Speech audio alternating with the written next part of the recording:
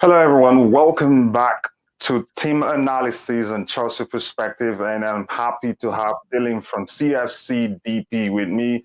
While we wait for other guests, I think we are going to get started. Dylan has the lineup. I usually like to see the lineup with the formation and the structure of the formation proper before I start talking about it. So, Dylan, do you have the lineup already?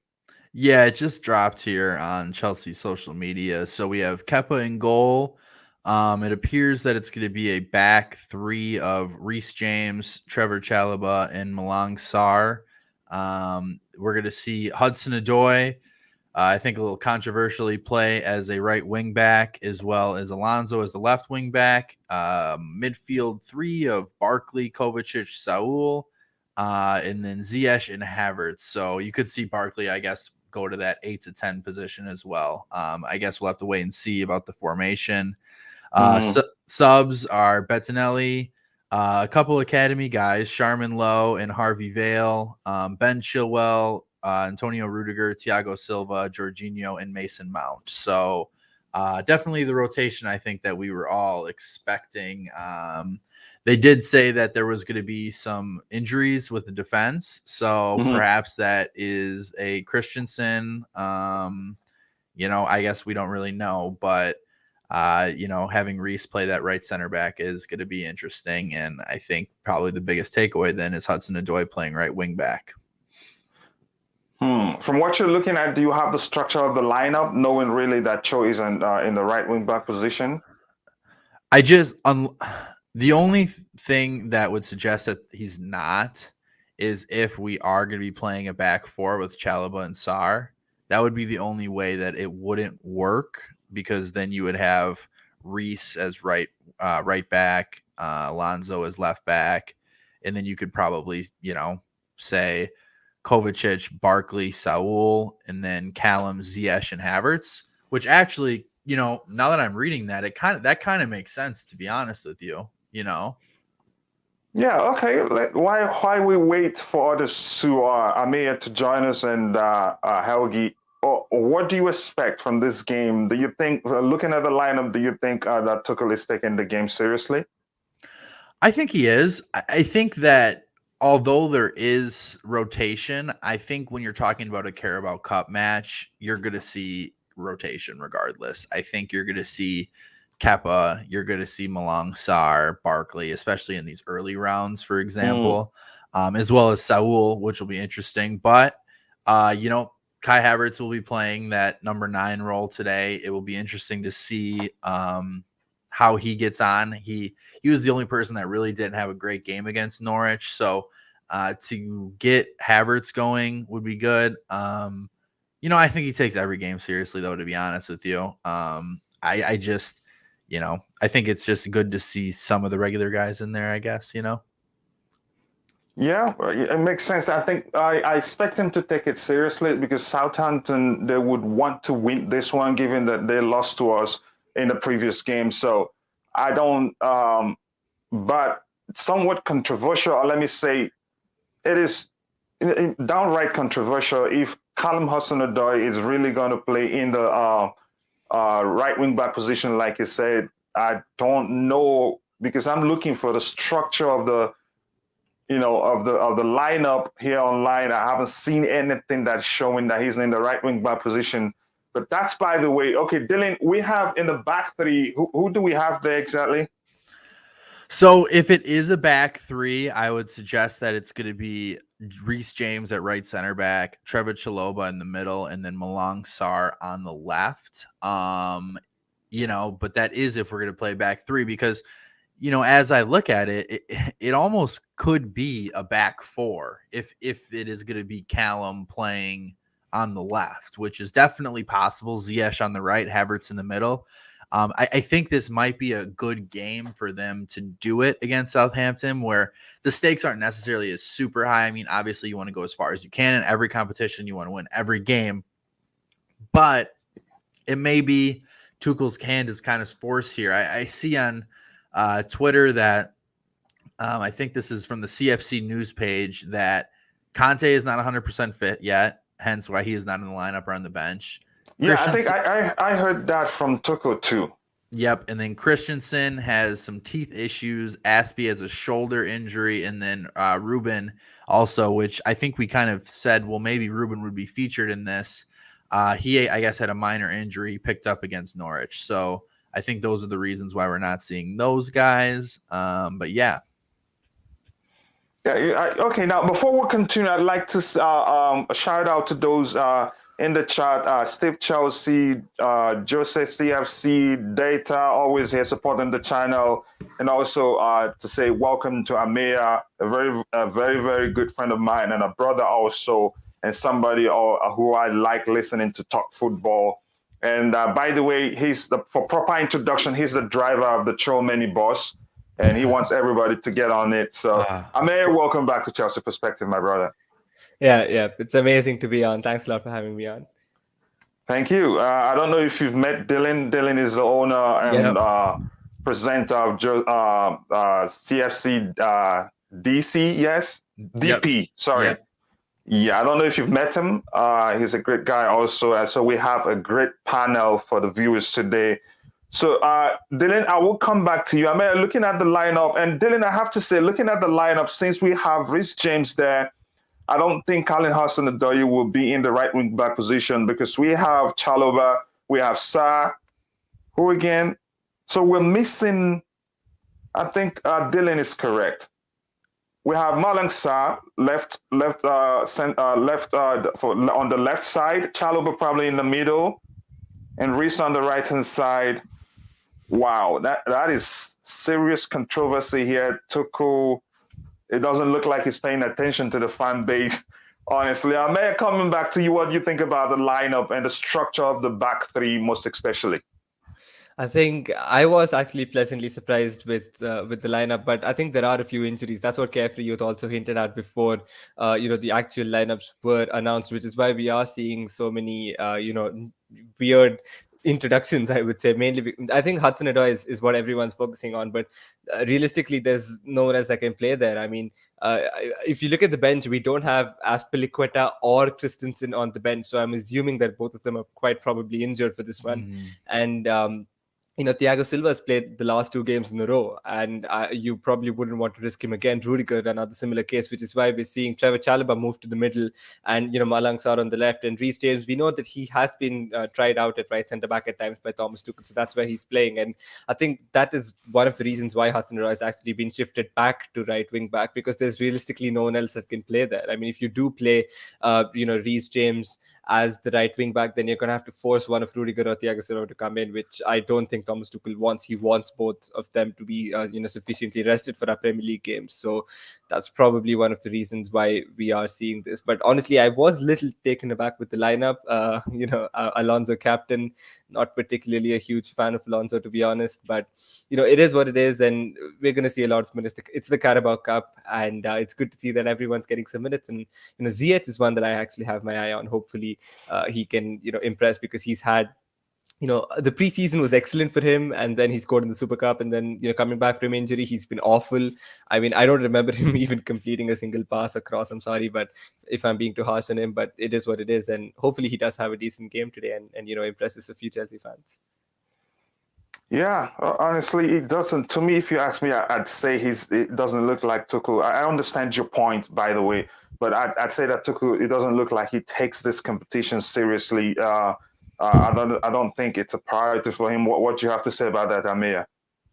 I mean, I'm not surprised, to be honest. The Carabao Cup, yes, it's a cup competition. Yes, it's a part of the quadruple if we're going to aim for it, really. But realistically, I just don't think it's a fantastic competition, to be honest. And it would have clashed with our Club World Cup, but that's been moved as well. So I'm not quite sure how it all is going to fit on our football calendar come the end of the season. But the Carabao Cup, I think the prize money for winning the Carabao Cup is very, very low as well. And I mean, I'm just being honest here. Like, I remember seeing that I don't even think it's $1 million or something. It's lesser than that. So but how about the history of the competition? Don't you think it matters? I mean, it does to an extent, but if we're talking about the history of the competition, then I would place the FA Cup a lot higher than the Carabao Cup, at least in my opinion. So, if we are going to prioritize a domestic competition, it should definitely be the FA Cup and not the Carabao Cup. Not that I'm saying that I want us to voluntarily lose the game, but I'm just saying if we're being realistic about it, then I don't think a lot of fans or managers rate the Carabao Cup very highly, to be honest. To be honest with you, like it would be interesting to see what his lineup would be if the whole squad was healthy. You know what I mean? Because like maybe that would change kind of our perception of how Tuchel's viewing it. I mean, would you see a Timo play or a Ruben play or someone like that, or Conte if he was fit? Would he get a little cameo appearance as well? It's definitely interesting, but I'm kind of with you. It's definitely a far fourth on the competition, but it's like you get to the point, and it's kind of with the FA Cup a little bit last year with how like Kepa started in the final. I feel like if Chelsea do get to a semifinal or a final, then you'll see the competition's going to matter a little bit more. You know what I mean? But you're not going to go out there and say, well, we're going to put out a team that's going to thrash them 6-0. If we get there, great. But if not, this is the competition not to do it, I think. Yeah, I mean, I even sometimes I've heard the FA complain that teams don't take the competition seriously given its history. But that's, by the way, if you ask me, I'd also make some choices, and the EFL Cup would most definitely be at the bottom of the priority list. But that's, by the way, MCIG, given what were the personnel on the pitch, most likely Callum Hudson-Odoi will be starting in the right wing back position, because we have Reece James, we have Chalobah, and we have Malang Sarr, and we don't have Thiago Silva on the pitch. We also don't have Andreas Christensen. I don't know why those guys are out. I think Dylan mentioned something about some of them being ill or something like that. Yeah, I think Christensen's tooth, where he has a tooth, his teeth or something like that. I don't know what it was, but that's what CFC News page said. Okay, before we move into breaking down talking about the personnel on the pitch, overall, Dylan, do you think the lineup is it's a strong enough lineup to, win the game? Yeah, I mean, I definitely think it is. I think when I saw Southampton's lineup, I think they're going through some rotation as well. But, I was really surprised, to be honest with you. I think that Tuchel had an opportunity to try to run a back four here, to be real with you. You could have definitely seen Callum still move up to that left wing spot and, had Sarr and Chalobah play in those two central roles in the back four, and then move Reece out to the right back side. I think it's something that definitely maybe he has an eye on, maybe during the game if things aren't going right, to maybe switch to that if they need a goal or something. But I do think it's strong enough. I think that, I think that a lot of these guys on the pitch too are going to have something to prove. I think Alonso, has been taking the back seat a couple weeks, and I think, he may be able to put a performance in. Barkley has shown actually in the last couple of games that he's had some really good shots on goal. He had an assist one game. And I think Ziyech, obviously, I think he and Havertz up top have something to prove as well. Ziyech, he actually had a couple pretty nice shots against Norwich when he came in, a couple curlers that were pretty close to going in. So we'll see if Ziyech and Havertz can get on the score sheet, because I think we will need them to today. Yeah, it's only proper for me to recognize Tyrone right now. He's in the chart. We all know who he is. I like to fight with him all the time, but unfortunately, it doesn't look like he's ready for this fight. So I've won this one. Tyrone, big up to you. I see you. It's always a pleasure to have you around, my brother, and I love you so much. Thank you very much, Dylan. Good explanation on why the structure of the lineup is like that, and I'll still come back to you. So, Ameya, do you think it's good enough lineup to win this game for us? I think it is, but quickly, I just wanted to say that Adam Newson, the journalist, actually just tweeted out that there's nothing to worry about regarding Azpilicueta, Christensen, Loftus-Cheek, and N'Golo Kante, and all have just minor issues. So hopefully they're all fit for our next following games. That was just something that I wanted to get out of the way. But yeah, I think pretty decent lineup if we're being honest. I mean, realistically, it's not something that I'm used to seeing. It's a lot less quality than than we're used to seeing these days. But at the end of the day, they're all Chelsea players, right? And like Dylan mentioned, they're all players with a point to prove, right? Because Alonso, as you can see, started off the season brilliantly, kept Chilwell on the sidelines, but Chilwell's come in and shown us why we all love Chilwell so much. And then you've got Saul, whose loan move has failed. You've got Ziyech, who most people have turned on him, right? Everyone's wanting him out either January or next summer. So you've got players here with a point to prove, and hopefully these guys take a chance. I mean, that's all we can hope for at the moment, because Thomas Tuchel, he talks the talk and he walks the walk, right? He clearly says that if you work hard in training, or if you show me on the pitch that you deserve to play, then you will get those minutes, right? Loftus-Cheek is a prime example of that. All of us thought that his career at Chelsea is finished, but he's arguably been one of our best players over the past couple of games. So I would say, Thomas Tuchel has shown that, if you work hard and if you show that you deserve to play, then you will. So a couple of these players, I think tonight, have got to show that they're up for it, and hopefully they are, and hopefully we get the job done. I mean, am I 100% confident? Ideally, I would say yes, but for some reason, I just think that we don't take this competition too seriously, so we might not end up winning. Probably a draw or a penalty shootout is the shout, but I think realistically, ideally, we should be winning this one. On paper. On paper, yeah, exactly. On paper. So right now, okay, let's dissect. Let's talk about the personnel on the pitch.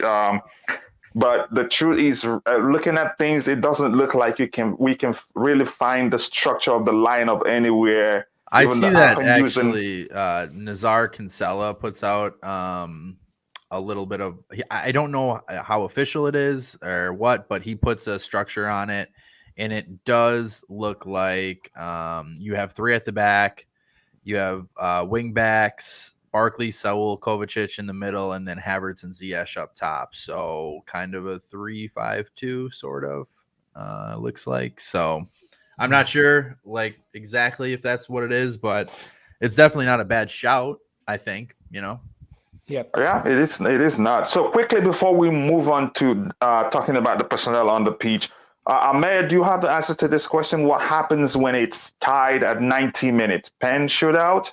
I think it is that it was the same for the previous round as well against Aston Villa, where it was a 1-1 draw and then we went to penalty. So yeah, I think there's no extra time. If it's a draw or after 90 minutes, it's direct penalty shootout. Awesome. Thank you very much for that explanation. So Dylan, I'll start with you. Let's talk about the personnel on the pitch. We'll have Marcos Alonso, who's the captain for the day, and definitely his position is defined. It's always the same all the time. What do you think about his inclusion? Because although it doesn't look like Tino Livramento isn't starting for Southampton, right? Yes, so, but whoever starts there, I can assure you, it won't be an easy job for Marcos Alonso to take care of. What do you think about Marcos Alonso being on the pitch? I think it's fine. I think you didn't really have a choice. I think Chilwell's played the last few games, and then he actually was with England as well. So getting Alonso some run is going to be some important as well. You kind of want, even if you are set on playing one guy, you always want to have your backups ready to go. So you got to be able to keep them fine-tuned in a cup game where there is something on the line, where it's not like, hey, we can get a draw and lose and it's whatever. You have to play for something. So Alonso offers, we know what he offers. He's got good offensive skills. Defensively, he's a little shaky. It's kind of interesting that him and Sarr are going to be on the same side. I wonder if I'm Southampton, if that's something that I'm going to try and attack. Two guys that haven't played a lot. Sarr, we're still a little unsure. He played pretty well against Brentford, I believe it was. So, I think it's fine. I just think that it's a little interesting that he's on the same side as Sarr, and then perhaps Saul as well will be on that side. So that's three guys that haven't really played all too much lately. So we will see about that. But I don't know. I think it'll be fine. If Alonso is able to move the ball quickly, get some crosses in and stuff, he should be fine. I think you have a great argument there. I don't know if it was Ishan that Ishan that said something about Tuchel find a way to mask Alonso's deficiencies. Let me say, like Ameya always like to use the term deficiency. So and it's been working. Maybe his primary duty isn't really to defend, but he can always come back to defend. But I get your point, especially about Malang Sarr. You could argue he's not match fit, but he's been training. But again, there's a difference between being on the pitch for a match and also training. So great point right there. So Ameya, what do you have to say? I think I agree with actually Dylan, what Dylan said. A part of, Alonso's deficiencies being covered up was actually Rudiger. I think the first game of the season was a great example of that, a game against Crystal Palace. If you watch it closely, it's always Rudiger who's coming back every time Marcus Alonso's, gone front. But I think, with Malang Sarr in there, I think he had a pretty decent game against Brentford, I would say. But his previous game against Aston Villa, I believe that was also his debut for Chelsea in the Carabao Cup. He wasn't pretty good in that game, let's be honest. I think the team in itself didn't have a particularly good game, but Malang Sarr didn't have a particularly good game in that either. And considering that he just has Trevor Chalobah through the middle and Reece James on the right, who are all inexperienced, right? I mean, even Andres Christensen to an extent has some experience, but these three, our back three are all very young and inexperienced to an extent. So it's going to be interesting to see, if they can hold their structure when the time comes. And we have to see that who's the one who's dishing out instructions, because there's no Jorginho, there's no Azpilicueta, there's no Thiago Silva, and there's no Christensen at the back. So it's going to be very interesting to see if we can hold our shape, because Saul is still settling in, and I'm pretty sure his confidence has taken a huge knock because of him being possibly a 5th or 6th choice centre midfielder, and he's going to be out here with a point to prove, but I still think that he's not in particularly great form. So that left side is looking a little dodgy, if I'm being honest. Unfortunately, Livramento's not starting. Otherwise, you'd have had a field day with that. And I think Redmond is also on the bench for them. So I think, fair enough. They've also gone with a slightly rotated lineup. But let's see how it pans out. But yeah, I'm very concerned about our defense in this match, because it's going to be hard to see if they can continue to maintain their organization, because I really don't see a leader at the back there, if I'm being very honest. Kovacic, Saul, Barkley, Alonso is probably the most experienced player there, right? And he's going to have to be the one dishing out instructions. He's also a captain, so let's see. I mean, we just have to wait and find out, really. There's nothing else we could say. Ameya, you made a great point in terms of lack of experience at the back there. I think I did voice my concern about, I think it was before the pre-game show for the last game, about Azpilicueta not being on the pitch or something like that. Because usually what Tuchel does is if he has a player with less experience at the back, Azpilicueta will be the right wing. Well, we'll occupy the right wing by right wing back position to make up for lack of experience at the back. But this time it doesn't look like that's the case. Well, I trust him, and I trust Tuchel. He's the manager. He watches these guys train day in, day out, so he knows they can get the job done. But there's something I picked out from your response there. Given Southampton's lineup, it does seem as if they themselves also, they don't give this game competition a priority. They don't rate it that high. So it's not just us. It looks like it's every other team in the Premier League. The only time they take it seriously is when it's clear that most of those teams were fighting for relegation. So they go for it as something to say, okay, at least we achieved this season. So great point right there, I'm also concerned about the lack of experience in the team there. So now let's for the double pivot. Most likely will be who do you think? With our structure, it's hard for me to like. We have Kovacic, and we also have who there for the double pivot? Is it? I think it's Saul. It'll be Saul Kovacic. Yeah, exactly. So what do you think about that pairing?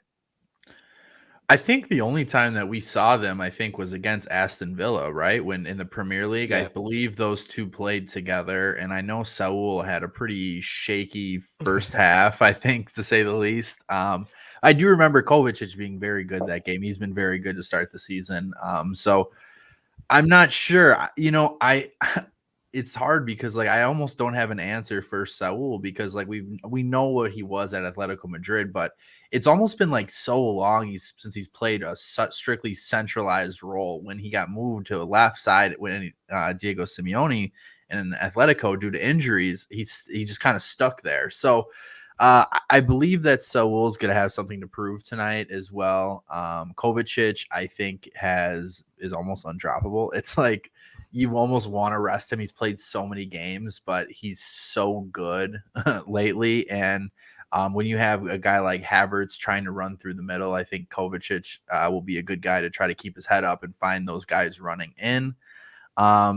I think I worry a little bit defensively because I don't think Saul and Kovacic are necessarily the most defensive-minded midfielders at that point, and in front of a young and inexperienced back three, which, although, Reece is relatively experienced, I think Trevor's played, he's played enough senior football where it's like, all right, he's somewhat experienced, and then Kepa in goal. So don't forget about that. Completely forgot about that. Yeah. So it's gonna be interesting to see how they are defensively. I think offensively, I think those two will flow really well together, to be honest with you. But just a little worried about potentially counterattacks, and if Southampton get a little bit of possession, that might be an issue.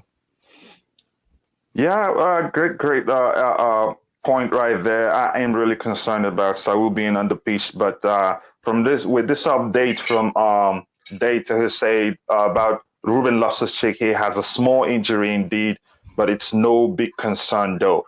So no wonder why he's not on the pitch because he hasn't played. It's not like he's played so much and he's tired. So we would have been fighting right now why he's not on the pitch, but I think Data just saved us a lot of time. So, Ameya, what do you think about that pairing in the midfield? Saul Niguez and Mateo Kovacic, do you think it will work?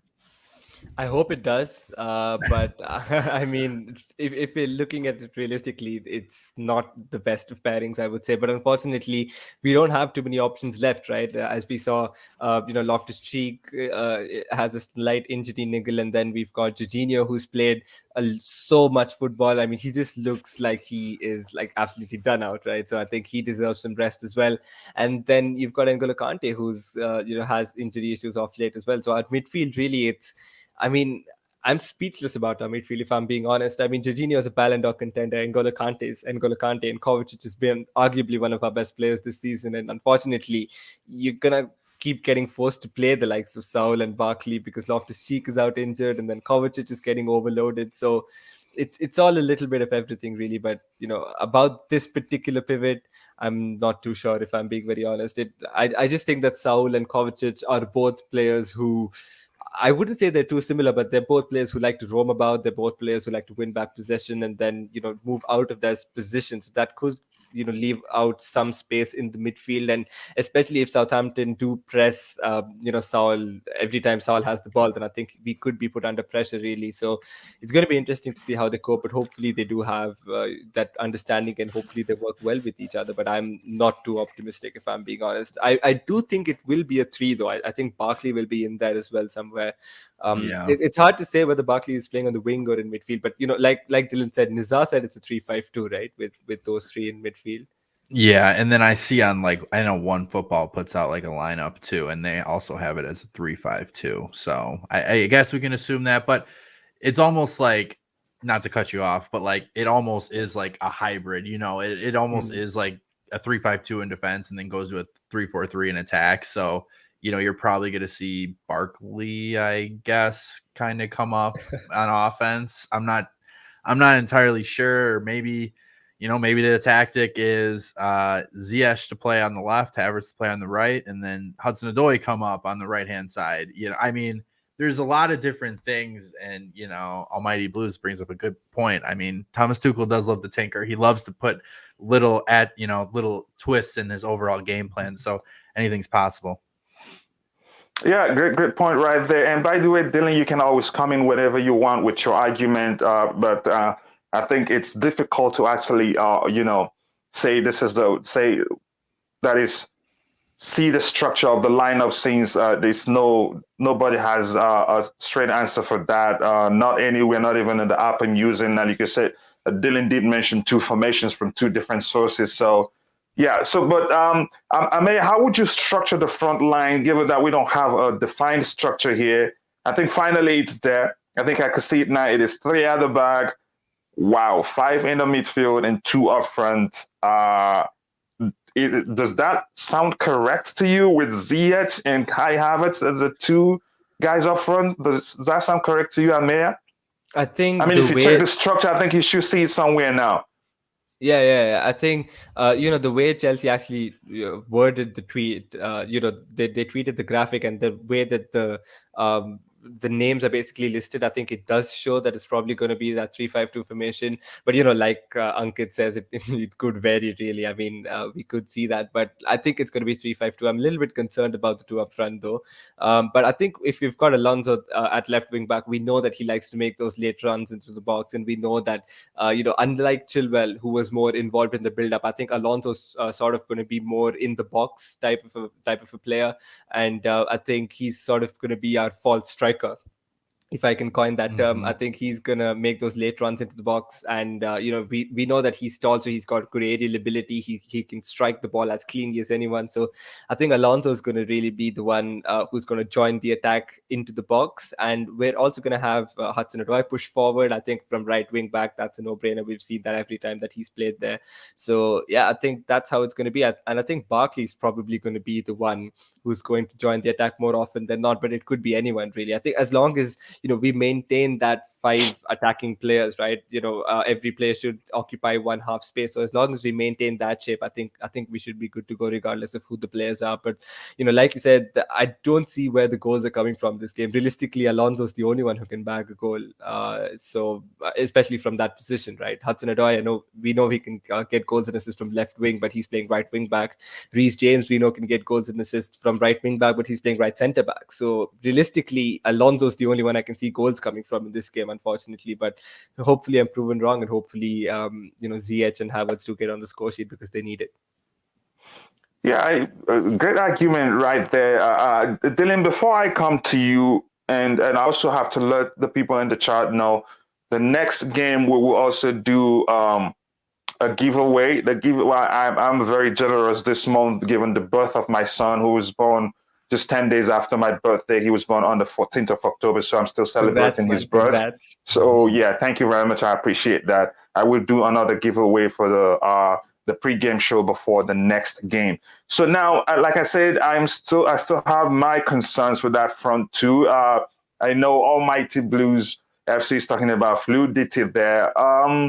You could argue, yeah, a lot of it will be a fluid attack, but in terms of pressing, how would that work for us? So I'm coming to you, Dylan, and also Taron will also join us from the stadium anytime, any moment now. But we would try to round off at least 5 minutes before the game so that we can all go watch the game, because of what use will the pre-game be if we don't watch the game later on? So now coming to you, Dylan, are you for the fluidity rather than our ability to? Fluidity is good to some.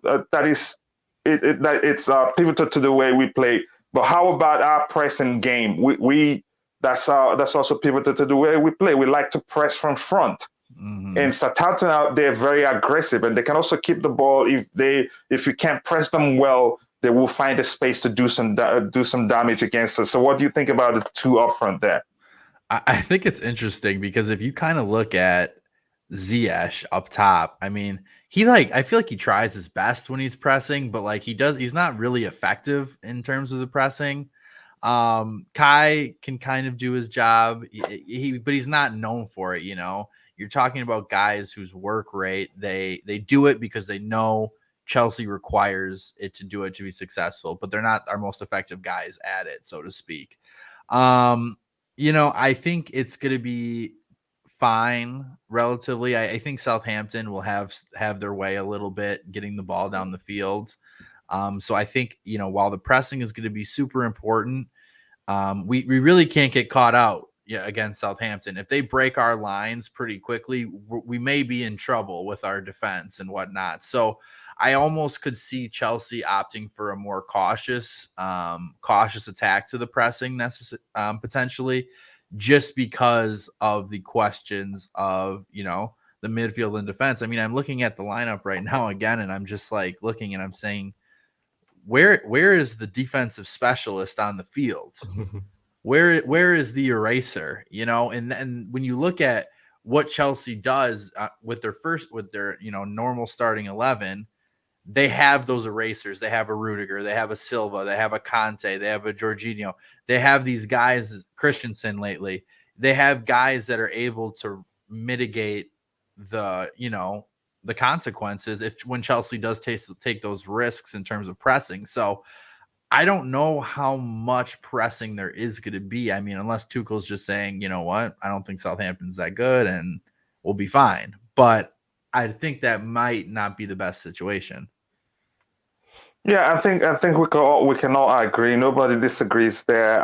While he may be, fluid enough to enjoy to watch, we have a problem there. They might not be able to press as we often do, and that will give Southampton the time to come at us more often that they can, because we don't have.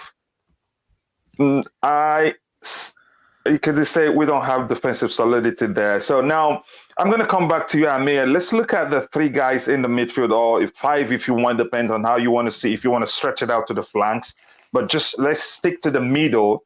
The three guys there with Kovacic in the middle. He's never disciplined enough. You cannot argue that he's a defensively minded player. Something as Saúl Ñíguez, he might have done that sometimes, but it's not his specialty. Barkley isn't defensively minded. What do you think? Don't you think, given the lack of experience we have at the back, don't you think that the midfield isn't defensively sound enough to help protect the vulnerability in those guys at the back? I don't think there is. And honestly, inexperienced defense, not a defensive-minded pivot, and you've got your second choice goalkeeper in goal. Let's not forget we don't have Edouard Mendy. It's Kepa in goal. So honestly, it's not looking very good, from the defensive side, if I'm being very honest. So as well as our wing backs, right? Marcus Alonso, as we know, he's great in attack, but he's not particularly great at tracking back.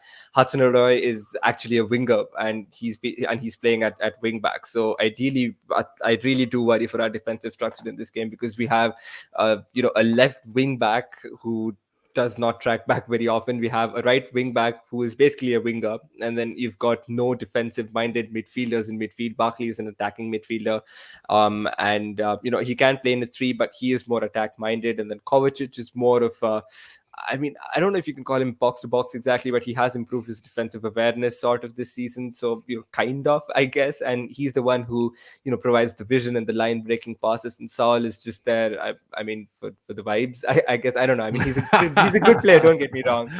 I'm not dissing him, but Saul is a very good player. So hopefully he can, channel his inner workhorse and cover all the ground that we need, and provide the defensive stability as well. Because like you said, there's no anchor man at the back, so we're gonna need for everyone to chip in. And hopefully all of them do chip in, and hopefully Saul has a pretty good game. And we know that he has a lot of work rate, sort of like, I wouldn't go so far as to say as much as Kante, but he's probably the one who has the most work rate after Kante, especially in midfield. So I think if he can channel that, be everywhere in midfield, and link up well with Kovacic, basically that's what we want to see. And if we can get that done, then I think we can easily cruise through the game. But I really think Southampton have a solid chance here, especially if they press aggressively, and if they press the right people, I think, and commit men forward, then I think they have a real chance of scoring tonight. How do you think the midfield's going to be structured? Do you think it's going to be like a flat 3, or do you think that you're going to see Barkley up and Kovacic and Saúl back, or are you going to see Saúl and Barkley up and Kovacic back? I mean, I think that was one of the bigger things that I saw. On Nizar's, it's listed as Barkley up top and then Kovacic and Saúl back, which probably makes sense in my opinion. But like, I think it's everywhere. From what I have here, I'm using the FODMAP. It has Kovacic in the middle. There's just a flat 3. Saúl to his left and Barkley to his right. So if nobody is sure about the structure of the midfield, probably, I think maybe Tuchel is experimenting here, if you ask me, because even if he isn't taking this game seriously, this is a bit too, you could say a bit too, I wouldn't want to say a bit too attacking. It doesn't look like he's picked the lineup with the defensive aspect of the game in mind. It just looks as if he's just picked the players. I don't know, like it's an experimental ground for him. What do you think, Ameya? Given Dylan's inputs there before I said something, you see, like it's everywhere for me. Yeah, I think it's probably going to be a flat one, like Dylan mentioned, right? It's going to be 3 along, because realistically, there's no one who can be, if we are playing 1 deep and 2 front, there's none of these 3 midfielders have experience playing that. I know Kovacic, I think, if I remember correctly, briefly, he did play there under Sarri, right? He was one of the deepest of the 3, but I think he's evolved from that, honestly, and he's so much better, passing it upwards. So it's going to be difficult to see. Saul definitely isn't the one. Barkley definitely isn't the one who's going to be the deepest of the 2. So it's going to be interesting to see how we do line up. But yeah, I think if I would have to bet on it, it would be when Southampton do have the ball and when we're out of possession, I would say it's a flat 3. But when we're in possession, I think Barkley is going to be the one who's slightly going to attack more. I don't know if he has, it's basically you're asking Barkley to do the Mount role. This is what Mount usually does in our system. But let's see if he has the awareness and the intensity to pull it off. If I was, you were saying how. Coachila, you were saying about how experimentation in this game. If I was experimenting and if I was Tuchel, I would have experimented with the back 4 this game. I think if you're looking at, if you wanted to start these players and you want to say, hey, how am I going to make this work with these players? I think the back 4, unless he's concerned about Sarr and Chalobah back there by themselves, which is a valid argument, but you could have moved Hudson-Odoi to left winger. You could have put Ziyech on the right, and you can have Alonso and James play your left back and right back. If I was saying, hey, I'm going to experiment this game, I think that was kind of the way to do it. You know what I mean? And who knows, maybe it will kind of fluctuate into that perhaps, but that's just kind of what I would have done. That's a great argument, by the way, but you could also argue that given the personnel we have, we don't defensively we're good. The experiment is just to find a way to start scoring consistently. If you ask me, I would argue that, but your argument also makes sense, because given that there's been talks about us switching to a different formation to see if that will help to solve issue of lack of goals or something like that, to have more people in the attack. Some people will also argue we play 3 at the back, but not really 5 at the back, as some say we're a defensive-minded team. And to me, I'll say that's not the case. But yeah, great argument right there. So looking at this comment, let's start taking the fans, the people in the chat, let's start taking addressing their concerns one by one. Why we wait for Tyrone to join us. Hopefully he finds time to join us as he has promised. Now, Tyrone, so to speak. Now, if you look at the formation now, there's too many changes. I think you could argue how many changes? 9 or 8 changes or so. I'm not sure. Ameya, coming to you. Do you think, just Viola said, I am a little worried. Too many changes. Do you think that would be an issue in this game? I don't think so. I mean, that's how he lined up against Aston Villa as well, right? And he openly said it, that it wasn't a great performance because these players haven't played a lot and because these players haven't played together quite a lot, right? So honestly, I think Tuchel's, like Dylan said, probably experimenting. He's giving everyone an opportunity. Realistically, I mean, that's decent man management, I'd say, because he can't give them enough minutes in the Premier League, especially with just 3 substitutes allowed in the Premier League as well. This game has 5, so I think he's just giving everyone a chance, giving everyone playing time, keeping everyone on their toes, basically, because if we do need any of these guys to step up in the Premier League as and when required, then they should be in a position to do so. The prime example being Malang Sarr against Brentford, right? That Antonio Rudiger injury was a little bit untimely because Rudiger, I mean, he very rarely gets injured, right? So, but Malang Sarr did step in and he was pretty decent in that game. So I think he wants players who are on their feet at all times and they're ready to be introduced into the starting lineups in the Premier League as well. So, keeping that in mind, I think he set up this lineup to give everyone enough game time, to keep them match fit, to keep them fresh and to keep them on their toes. So honestly, I can't complain too much about that here. There is a lot of changes, yes, but the players who have been benched are either injured or do need that rest because they've been playing a lot of games. So it's not possible for every player to play every 3 games, right? Especially if he's already gone to international duty and played 3 games there and coming back play 3 games a week. I just don't think it's feasible. So some players do have their well-deserved rest, I would say, and some players are giving their opportunity to prove themselves. So too many changes, yep, but we do have enough depth to pull it off, so why not? Yeah, I understand we do have enough depth to pull it off. Still, too many changes in the game. With you and I may have followed this game enough to know that too many changes in a team can cause a lot of problems. Because these guys, they've trained together, yes, but have they played a serious match as such as this one, although not really a high-profile game? Have they played it together? No. So that can make a difference. A great question there, a great concern there by Just Viola. What you have to say about that, Dylan? And before I go to Dylan, let us know your concerns so that I can address it with these fantastic panelists here who know their stuff quite well. So we'll be waiting for your concerns to address them while we wait for Tehran. Coming to you, Dylan, what do you think? Are you concerned that the changes in the team will be a problem today? I think it may be a problem for the first 30 minutes. I think that you could definitely see people getting acclimated to what the game's going to be like. I think the first 30 minutes will be very important. I think Southampton will come out there with something to prove, and definitely kind of try and take the game to Chelsea at first. Hope, I'm assuming that's what they're going to do. Chelsea may have other plans. But there's also change on the Southampton side too. It's not just us. And I think that's the ultimate equalizer here, that if both teams are changing, I think both teams are going to have issues, one way or the other. Chelsea just can't let the game get out of hand, really, to be honest with you. There has to be some structure to it.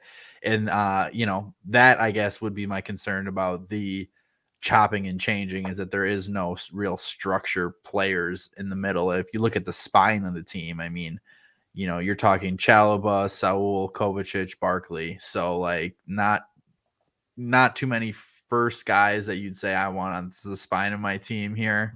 But to be honest with you, I've been super impressed with Trev this year, and I'm excited to see how he'll play kind of as the leader of that back three, as the middleman often is. I know Reece has a little bit more experience, but I'm excited to see how Trev really takes control of the game in that area. And, I expect it to be an exciting game, to be real with you. I don't think that it's going to be a boring, there will be goals in this game, I think, to be honest with you, just because, like you did say, both teams did chop and change. So I think teams will have a few blunders and whatnot, and hopefully we don't have that many. Yeah, great argument right there. Okay, let's we've resolved this one. I think. Let's go back. Start from the guy between the sticks. Now let's go back to the guy between the sticks, so to speak. Ameya, Kepa in goal. You did say something that showed you were really concerned about Kepa being the guy to guard the post for us today. Why is that? Why are you concerned? If that's the case, if I misquote you, please let me know. No, I think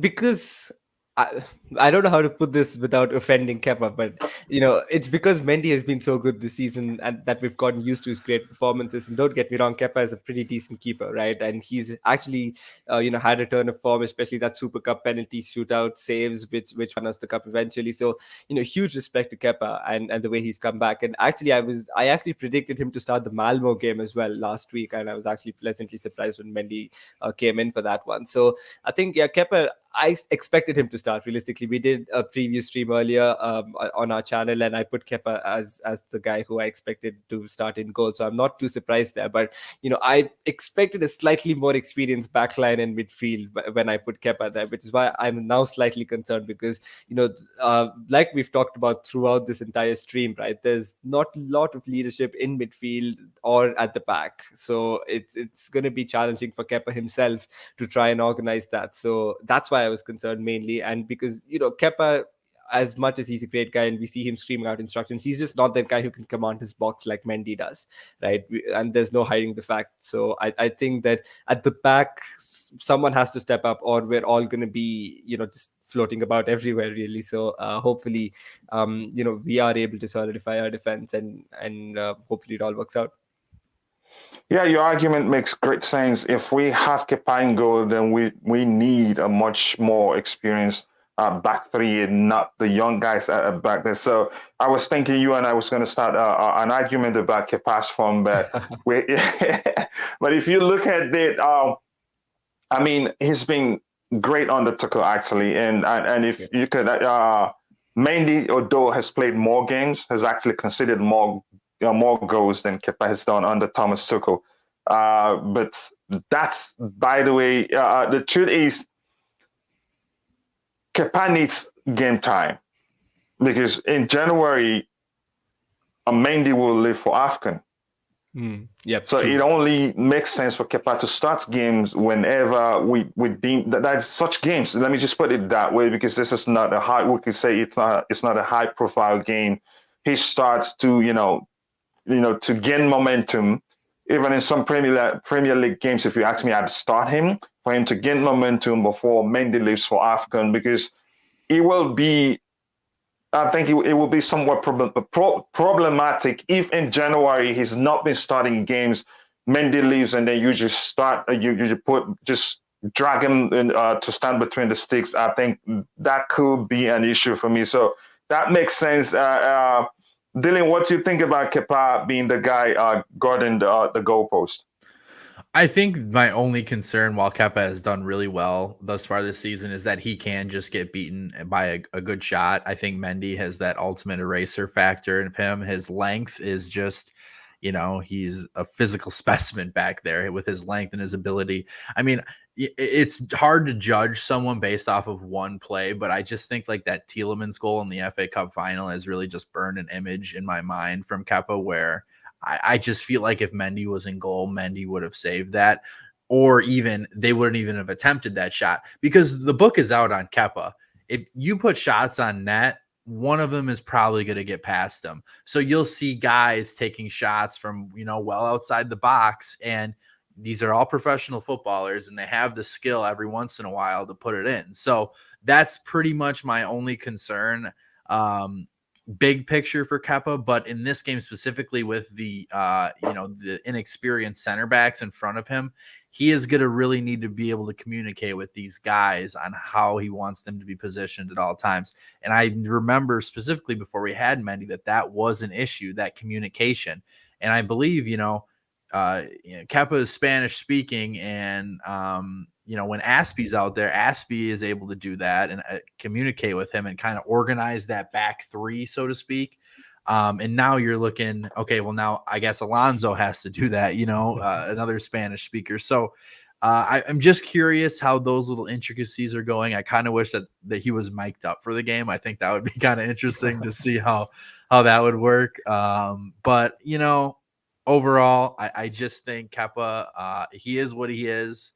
I know there was actually some rumors today about AFCON potentially being canceled due to infrastructure issues in Cameroon that came out. So I did not hear that. Yeah, it was just a few. I saw a few tweets about it, and then I looked it up, and there was some possibilities that it could be postponed due to infrastructure issues. I'm not sure legitimacy of that. I've read it, and I just read it in a few separate places, but it could have been clickbait. But another thing, you never know. Yeah, but possibly clickbait, because if he was that serious, I think we'd be hearing about it everywhere, not just from a single source. But you never know, and I don't want AFCON to be cancelled. I love Chelsea, but because I am from Africa originally, I wanted to host the competition to hold. It helps the development of the game in the continent. So So, but that's, by the way, Ameya. So overall, Dylan, first of all, thank you very much for taking some time to explain why you think Kepa should or should not be the guy between the sticks. But I have to be honest, I am still concerned that given the lack of experience in the back three, would have been better off with Mendy in goal, but I guess we have to make do with what we have. So coming to you, Ameya, overall, what do you expect of this game?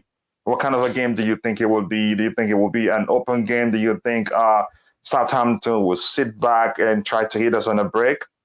No, I think it's going to be an open game. I think both teams are going to go for it. I think Chelsea, of course, will be instructed by Thomas Tuchel to go out there and prove themselves and attack like we always do in every game, and unlike what rival fans think. And Southampton, on the other hand, I think Ralph Hasenhuttl is going to tell them that it's a rotated squad. You're a rotated squad, but Chelsea have also rotated the squad. I think we have a shot here, so go out there and give it a go and don't sit back. I don't think Ralph Hasenhuttl ever actually sits back. Realistically, he always puts out the Southampton team with a very tactical setup, so they're hard to beat, but at the same time they're not exactly like a Burnley or a Newcastle, right? So I think it's going to be an open game. It's going to be a high scoring game, so I'm actually boldly going to put out a 3-2 prediction from me. I think Chelsea's going to win 3-2. Okay, I hope that 3-2. That means it's going to be a goals galore. Coming to you, Dylan, overall, what do you think? What kind of a game do you think it will be? Will it be an open game, or do you think otherwise? No, I agree. It's going to be an open game. I think just the lack of defensive solidity from Chelsea is going to allow it to be an open game. I think, though, that Chelsea's second team quality is just better than Southampton's second team quality. And I think Chelsea will probably win 3-1. And I'll predict a Barkley brace. How about that? It's very possible. I think the guy is he's very underrated, but although he's not the most consistent player in the team, he can hit those shots really, really good. So overall, what scoreline do you expect? And before I let you say it, if you're in the panel and you predict the lineup correctly, it's a tradition here. I would donate $50 to your favorite charity organization. 3-1. 3-1 for sure. So I may say 3-2. So we have just 3 minutes to round off. Let's see if we have any question to address from the people in the chat. If you have the questions before we round off, let's take it. I don't think Tehran at this point is very well situated to show us the players warming up. So we can take the time to address the questions of the people. Okay, 2-1. Okay, you know what? Almighty Blue CFC, I count you in as a friend. If you predicted correctly, you know what I'm going to do. So, because I love you, you're my brother. So do you have any concerns from the people in the chat? Let us know. So let's get back to the lineup just to waste time a little bit. Why not? We have let me look at the bench again. This time, Ameya, do you know the academy guys on the bench? If you know them, can you talk about them a little bit? Yeah, I think Harvey Bale is the one that everyone's been raving about, and we kind of got a hint that he was going to be involved in the first team mainly because he was excluded from the academy game, which was kicked off early. I think it was a 6 p.m. kickoff, 6 p.m. UK kickoff, if I'm not wrong. So I think Harvey Bale is the one. He's a very good. I think he's having an excellent season, and we did have sort of a mass exodus of around 23 players last season, right? We lost, of course, Livramento, we lost Bate, we lost Pearl Harris. So I think it was always going to be hard for these younger guys to step up instantly and play their game. But I think Harvey Bale's done just that, and he's proved why he's one of the best players in the Chelsea academy currently. He usually starts as a winger, but he's also very versatile. He can play as a wing back as well. We've seen him play wing back at times, and as an attacking midfielder too. So I think I'm hoping he gets a few minutes because it's been long since we've had an academy debut. I mean, we have so many academy players in our first team right now. I think we should honestly be count our blessings there because not many teams have that. But I still think it's been so long since we saw a debut, right? A new youngster coming on and making his debut. So I'm hoping that Harvey Bale comes on tonight because I don't mean to be picky, but I don't think Thomas Tuchel's really handed a debut to a new academy graduate. I might be wrong, but I don't particularly remember. I think, Angerin and Broja were both under Lampard, and everyone else. So under Tuchel, I don't particularly remember him giving a debut to a new academy graduate. Mbuyamba was on the bench the last time, but I don't think he came on. So I'm hoping Harvey Bale is the first one, and fingers crossed that he gets a few minutes, because of course, like Ankit mentioned earlier in the chat as well, we do have 5 substitutes available. So I'm hoping he gets a few minutes, but let's see what Tuchel has in mind. I had Care for Youth on my show the other day, and he was super excited about Harvey Bale. He was his kind of next best thing out of Cobham. And he actually did come out with an article today talking about how his contract, Harvey Bale's, is running up. So, maybe throwing Harvey Bale a bone here, trying to get him some minutes, maybe see what he's like firsthand before they renew his contract. But he's definitely a guy who I would love to see them renew that contract and see him get into the first team in the next few years. Okay, thank you very much. The other guy is Shaman Lowe. I don't think we have time enough to talk about him because of the game has already started, and I'm sure we all would want to go and watch the game. And I will make sure to leave your complete information in the comment section, description section, the moment the video is ready. My apologies for not leaving enough time at the end for you guys to introduce yourself, but in the description section, people will get to see it and get to know who you are. Thanks, guys. And we've come to the end of the show, and I appreciate your presence. Thank you very much. See you guys later, and bye. Thank you. Go Blues. Yep. More thanks to you. Go Blues. Yes.